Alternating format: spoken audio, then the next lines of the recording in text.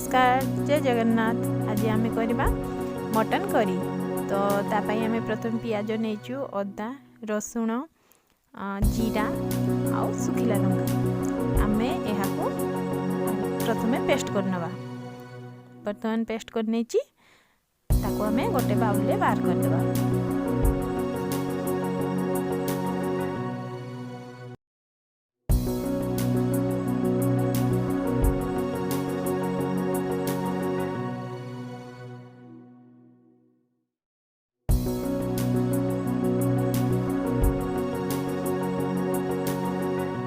आम मसला सबको बाहर कर नहीं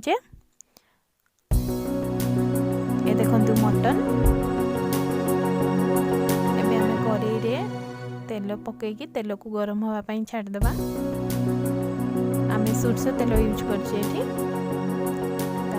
किछि कटा पियाज तेल गरम हो जाइए कटा पियाज को आम तेल रे पकईदेवा। हल्का लाल हैला जाए आमे ताकू भाजीवा।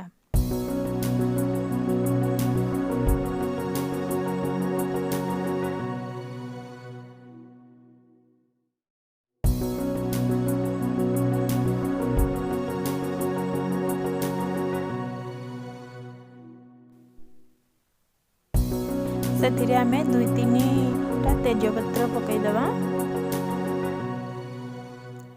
प्याज को भल भाव में भाजी नवा। देखो प्याज लाल हो गलानी। एबे आमे 2 चम्मच गुंड लंका ऐड करदबा। ए टाइम रे गुंड लंका पकेले भल कलर आसे तरकारीटा लाल हुए।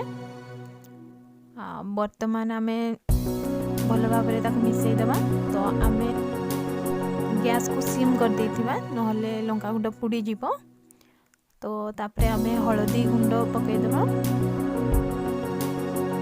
हल्दी गुंड पड़ सारी ताको भी भल भाव में मिक्स करनवा।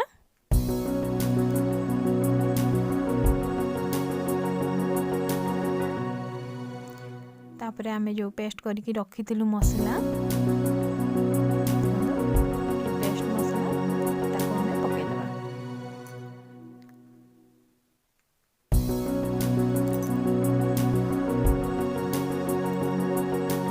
भल भाव में मिक्स करनवा।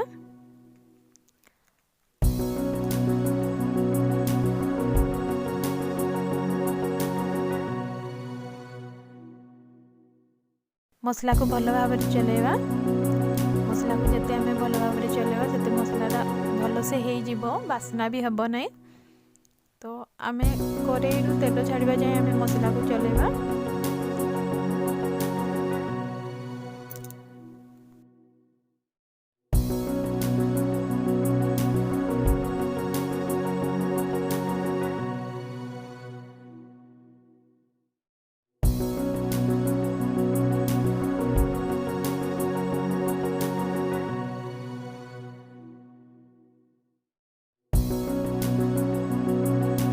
वर्तमान आम मसला हो जाइए। देखो मसला रेडी। आम एबे मटन पकईदेवा।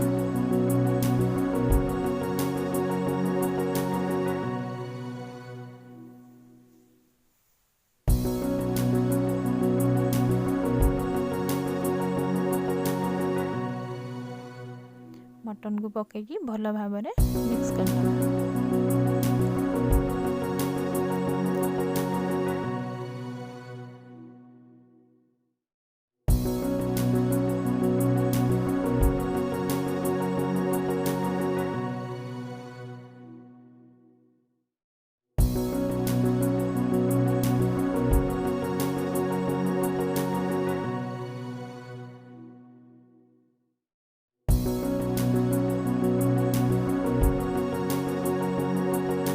सह मांस को भल भाव में मिक्स करनवा।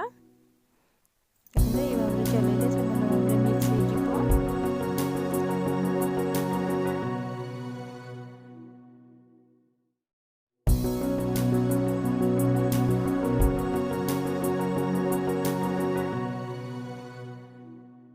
तापरे आमे स्वाद अनुसार लुण पकईदेवा। आपनकर जेतिकी मांस थिबो से अनुसार देखिके आपन लुण पकई नेबे।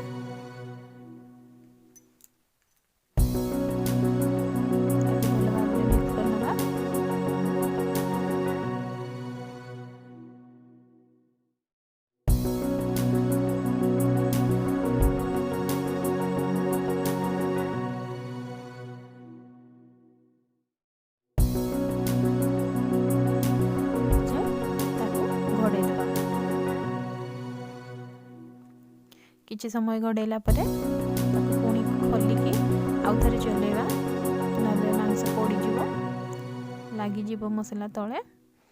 तो आमे टिके परे टिके ताको एमिति घोड़ेबा खोलिकी पुणी चलेबा।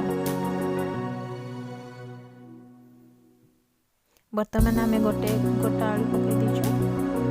आलू आपण चाहिले पकेइबे, आपनकर जदि पसंद नै तो आपण न पकई पारंती। भल भाबरे मिक्स कर नबा पुणी किछि समय पई ताकू घोड़े देबा।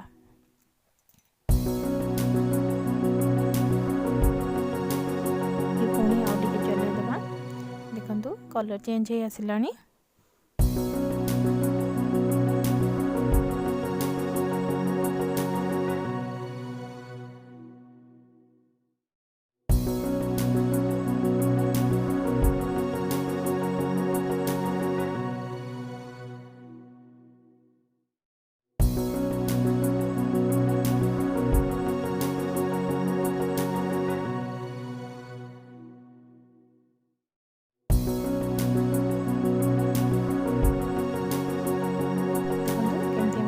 कषा हो गलानी। आउपर आमे एबे गोलमरिच गुंड दे देबा, ब्लैक पेपर पाउडर दे दे की भलो भाबरे मिक्स कर नबा।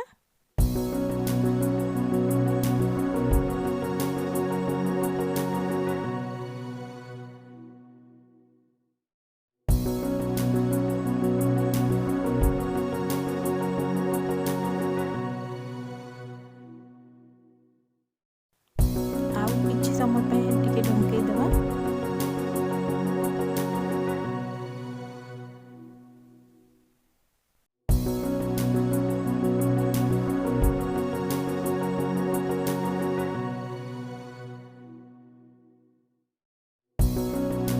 देखंतु केमती कलर आसी जायछि।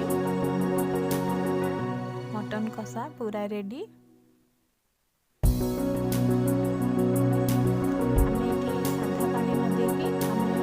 गरम पानी यूज करछे कारण गरम पानी देले तरकारी भलो हेबो टेस्ट। आमे गरम पानी ऐड कर देलु।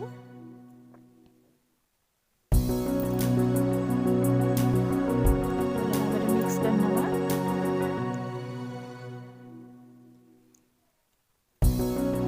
किछि समय पानी फुटिबा पई आमे ताको घोड़ेई देबा।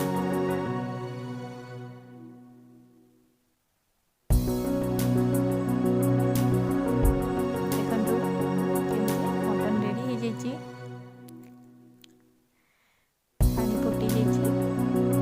हम तो गरम पानी देते जो हमको बेसी टाइम भी लगे आ कषिबारे तो मटन कषिला बेले सीझी जाइए तो बेसी टाइम हमको फुटाइवाई पड़ोनी।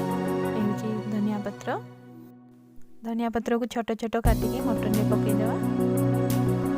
आम छोट छोट काटिकी पकई देचु। वर्तमान आमर रेडी जाइए मटन करी।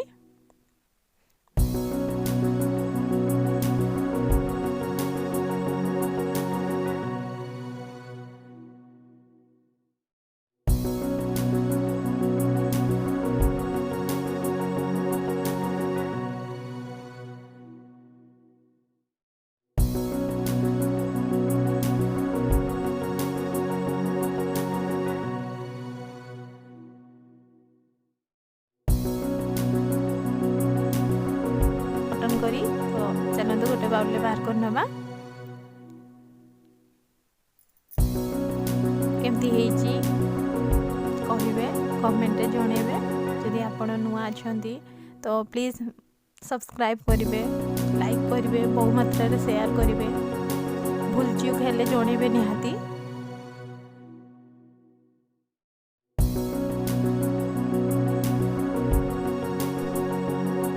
वर्तमान रेडी हो जाइए हमर मटन करी। देखंतु एमती हेची।